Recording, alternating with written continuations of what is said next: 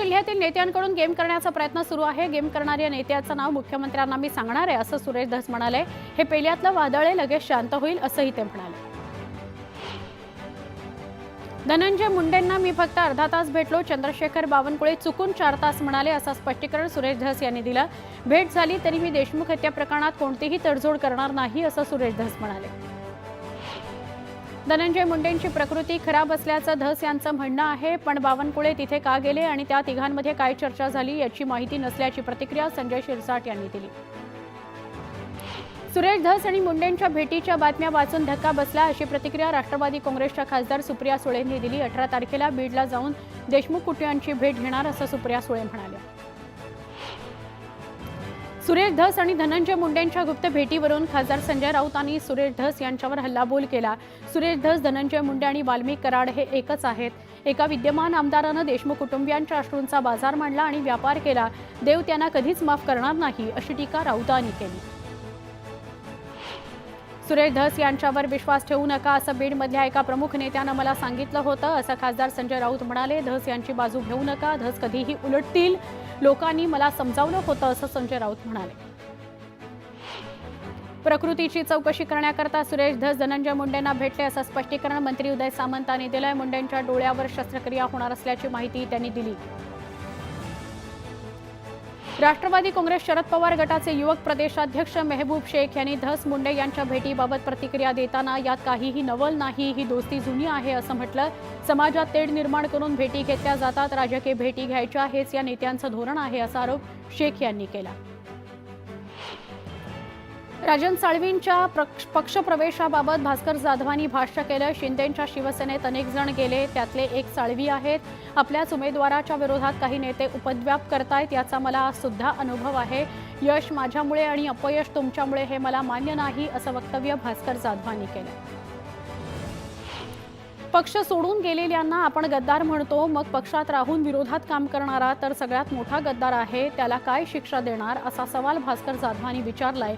मला योग्य संधी मिळाली नाही अशी नाराजीही भास्कर जाधवांनी बोलून दाखवली। आभार यात्रेनिमित्त उपमुख्यमंत्री एकनाथ शिंदेंची रत्नागिरीत जाहीर सभा होणार आहे। उद्धव ठाकरेंच्या पक्षातील 2 माजी आमदार आणि जिल्हा परिषद अध्यक्ष शिवसेनेत प्रवेश करणार आहेत। पालकमंत्रीपदावरून आमच्यात कुठलीही नाराजी नसल्याचं गिरीश महाजनांनी सांगितलं। नाशिक आणि रायगड या फक्त 2 जिल्ह्यांमध्ये वाद आहे, मात्र आमचे 3ही नेते बसून त्या संदर्भात लवकरच निर्णय घेतील असं वक्तव्य गिरीश महाजनांनी केलं। भरत गोगावले रायगडचे पालकमंत्री व्हावेत यासाठी रायगडच्या रोहा तालुक्यातील शिवसैनिकांनी अष्टविनायक यात्रा सुरू केली। गोगावलेच पालकमंत्री होण्यासाठी शिवसैनिकांनी अष्टविनायकाच्या चरणी साकडं घातलं। मुंबई मनपाची निवडणूक भाजपच जिंकणार आहे, त्यानंतर ठाकरे गटात दोघंच बापलेक राहतील अशी टीका रावसाहेब दानवेंनी केली। ठाकरे गट संपण्याचं कारण संजय राऊतच असेल असं दानवे म्हणाले। आजही सिल्लोडमध्ये पाकिस्तानसारखी परिस्थिती आहे असं वक्तव्य भाजप नेते रावसाहेब दानवे यांनी केलं। महापुरुषाच्या नावाने सार्वजनिक ठिकाणची जागा बळकावण्याचं काम सुरू आहे। सत्तारांनी मंत्रिपदाच्या काळामध्ये ज्या भानगडी केल्या त्यामुळे त्यांचं मंत्रिपद गेल्याचाही हल्लाबोल दानवेंनी केला। नितेश राणे यांनी निधी वाटपावरून केलेल्या विधानानंतर राणेंच्या विरोधात पुण्यातील कोथरूड परिसरात बॅनर लागले। सत्तेचा माज बरा नव्हे मंत्री साहेब अशा शब्दात नितेश राणेंवर टीका करण्यात आली। उद्धव ठाकरेंना पुण्यात मोठा धक्का बसलाय। शहर प्रमुख राजेश पळसकर यांनी उद्धव ठाकरेंना पत्र लिहित तडकाफडकी राजीनामा दिला। 40 ते 50 कार्यकर्त्यांसोबत ते शिंदे गटात प्रवेश करणार आहेत। पुण्यातील शिवसेना नेते वसंत मोरेंनी हटके स्टाईलमध्ये व्हॅलेंटाईन डे साजरा केला। तुझ्या प्रीतीचा विंचू मला चावला या गाण्यावर ठेका धरत मोरेंनी जल्लोष केला। त्यांच्या या डान्सचा व्हिडिओ सोशल मीडियावर व्हायरल झालाय। वाशिममध्ये राष्ट्रवादी काँग्रेसच्या ओबीसी सेलच्या वतीनं कार्यकर्ता मेळावा घेण्यात आला। राष्ट्रवादी काँग्रेसच्या पदाधिकारी संपर्क दौऱ्यानिमित्त या मेळाव्याचं आयोजन करण्यात आलं।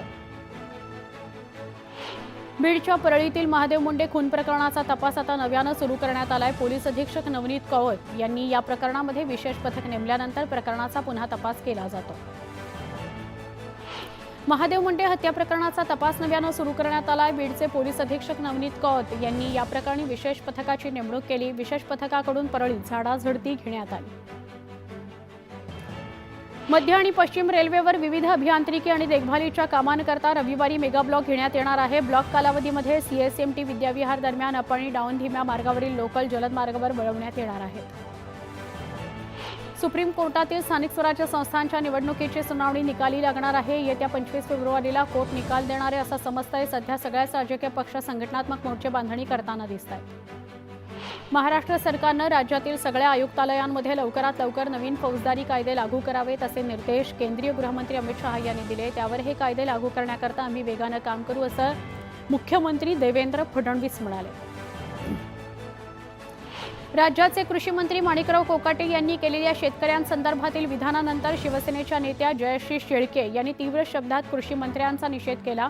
शेतकरी नेते रविकांत तुपकर यांनी देखील कोकाटे यांच्या विधानाचा समाचार घेतला। मुख्य निवडणूक आयुक्त राजीव कुमार 18 फेब्रुवारीला निवृत्त होत आहेत, त्यामुळे पंतप्रधान नरेंद्र मोदी यांच्या अध्यक्षतेखाली निवड समिती पुढच्या आठवड्यामध्ये सुरुवातीला मुख्य निवडणूक आयुक्त नवीन आयुक्त च्या बैठकीकरता शक्यता आहे। न्यू इंडिया कोऑपरेटिव्ह बँकेवर निर्बंध लादल्यानंतर मुलुंडमध्ये दुसऱ्या दिवशीच ठेवेदारांनी बँकेबाहेर गर्दी केली। आपल्या ठेवी काढून घेण्याकरता खातेधारकांची बँकेबाहेर गडबड सुरू होती।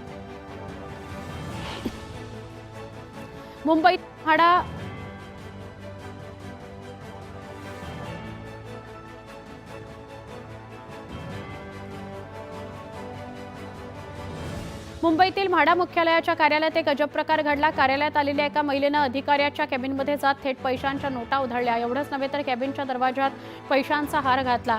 दरम्यान या आगळ्या वेगळ्या आंदोलनाची म्हाडा कार्यालयात चर्चा रंगली होती। अंबरनाथच्या चामटोली गावात अनेक घरांची अवस्था दयनीय झाली आहे। घरकुल योजनेत नाव आल्यावरही या भागातील आदिवासी अद्याप घरकुलापासून वंचित आहेत, त्यामुळे तात्काळ हा प्रश्न मार्गी लावण्याची मागणी नागरिकांनी केली आहे। नाशिकच्या मिस्टिक व्हॅली परिसरामध्ये नाशिकच्या ग्रामीण पोलिसांनी छापा टाकला। जुगार खेळणाऱ्या 18 जणांना ग्रामीण पोलिसांकडून अटक करण्यात आली। पुण्याच्या वानवडी इथल्या जगताप चौकात एका मध्यधुंद महिलेनं धिंगाणा घातला। रस्त्यावर गर्दी जमल्यानं काही काळ वाहतूक विस्कळीत झाली होती। अनेक दिवसांपासून रखडलेल्या शिवाजीनगर रेल्वे भुयारी मार्गाचा पालकमंत्री संजय शिरसाट यांच्या हस्ते लोकार्पण करण्यात आलं। गेल्या 3 वर्षांपासून भुयारी मार्गाचं काम सुरू आहे। मुंबई पुणे महामार्गावर चालकाचं नियंत्रण सुटल्यानं कारचा अपघात झाला। या अपघातात कंटेनर चालकाचा दुर्दैवी मृत्यू झाला।